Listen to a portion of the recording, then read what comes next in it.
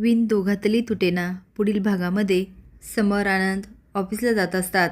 गाडीमध्ये त्यांच्या ऑफिसच्याच गोष्टी चालू असतात. पण आनंद म्हणतो, काय रे समर, स्वानंदी गेली का माहेरी? समर म्हणतो, हो, कालच स्वानंदी मॅडम गेल्या आणि आदिरा आली. तो अरे वा, आदिरा घरी आली? समर म्हणतो, हो, घरी आली आणि खूप खुशी होती. तेवढ्यात आनंद ड्रायव्हरला म्हणतो, थांबा थांबा. ड्रायव्हर गाडी थांबवतो. आनंद स्वानंदीला विचारतो, तुम्ही चालत कुठे निघालात? स्वानंदी म्हणते, मला ऑफिसला जायला उशीर होतोय. ते आता निघून जाते. तेवढ्यात आनंद म्हणतो, समर, माझी बायको. गाडी निकी शेजारी थांबते. आनंद म्हणतो, ए निकिता, स्वानंदी रस्त्यावरून चालत ऑफिसला निघाली आहे. तू गाडी दे आणि स्कूटी समरला दे. समर म्हणतो, मला का स्कूटी? मला कशाला पाहिजे? आनंद म्हणतो, अरे स्कूटी घे आणि स्वानंदीला ऑफिसला सोड. निकी हसत म्हणते, अरे वा, क्वालिटी आयडिया. समर म्हणतो, किती स्वार्थी ग, एका क्षणात बदलली. निकी म्हणते, बदलावं लागतं बाबा. बरं चल चल चल, गाडीच्या खाली ये आणि स्कूटी घे. समर म्हणतो, नाही या, मी असं काही करणार नाही. निकी म्हणते, का नाही करणार? तुला काही वाटत नाही का रे? तू इथे मस्त गाडीत बसलाय आणि तिकडे तुझी बायको उन्हात तानात चालत ऑफिसला निघाली आहे.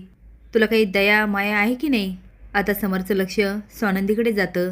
तर खरंच स्वानंदीची खूप तगमग चालू असते. ती आता रिक्षा करत असते, पण रिक्षा काही थांबत नाही. आणि म्हणतो, समर, बिचारी स्वानंदी, बघितलं का? अरे एकही रिक्षा थांबत नाही आहे. समोर म्हणतो, हो मग त्यांना गाडीत बोलव. आनंद म्हणतो, तुला पण माहिती आहे त्या गाडीत बसणार नाही. आता समर स्वप्न बघतो. तो स्कूटी चालवतो आणि स्वानंदी त्याच्या मागे बसते आणि प्रेमाने त्याच्या खांद्यावर हात ठेवते आणि त्याच्या बोलण्यावर खळखळून हसत असते. निकी म्हणते, काय ढिंबासारखा बसलाय, उतर ना. समोर म्हणतो, तुम्ही पण ना, आणि खाली उतरतो. तो आता स्कूटी घेतो. आनंद म्हणतो, बाय बाय. समर हू करतो आणि स्कूटी घेऊन जातो. जाऊन स्वानंदी समोर थांबतो आणि म्हणतो, चला ऑफिसला सोडतो. समर आणि स्कूटीवर हे बघितल्यानंतर स्वानंदी खुदुखुदू हसायला लागते. समर म्हणतो, काय झालं हसायला? ती काहीच नाही, असंच काहीतरी आठवलं. तो करतो, बसा आता. आता दोघं पण मजेने जात असतात आणि हळूहळू त्यांच्या जवळीक साधते. आता स्वानंदीबरोबर समर मस्त गप्पा मारत असतो. आता त्यांना आठवतं, स्वानंदी माहेरी गेलेली असते. त्या आजीच्या सांगण्यावरून समर तिला फोन करतो आणि विचारतो, तुम्ही पोचल्या ना व्यवस्थित? स्वानंदी म्हणते, अगदी नवऱ्यासारखं वागताय. तर तो आजीने सांगितलं म्हणून फोन केला. उगाच टुचून बोलू नका. ती अहो टुचून काय बोलले? तुम्ही नेहमी म्हणत असता की नाही मी बायकोसारखी वागते, म्हणून मी आपलं विचारलं. तुम्ही पण नवऱ्यासारखं वागताय.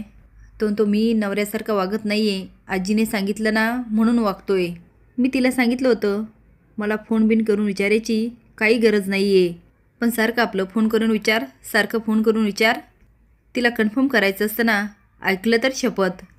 आता स्वानंदी फक्त ऐकत असते. समरला शंका येते, यांनी फोन बंद केला की काय? तो हॅलो, ऐकताय ना? स्वानंदी म्हणते, नाही ऐकून काय करणार? तो आता तावातावाने बोलायला लागतो.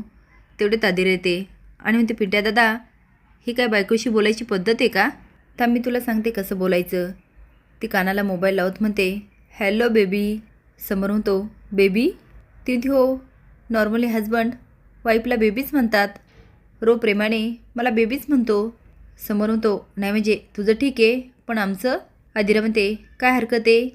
चल नंदूताईला फोन कर आणि बेबी म्हण. हे सगळं आजी बघते आणि प्रेमाने खुदखुदू हसत असते. आता बघूया पुढील भागात काय घडतं ते. असेच नवीन अपडेट जाण्यासाठी लाईक आणि सबस्क्राईब करा. धन्यवाद.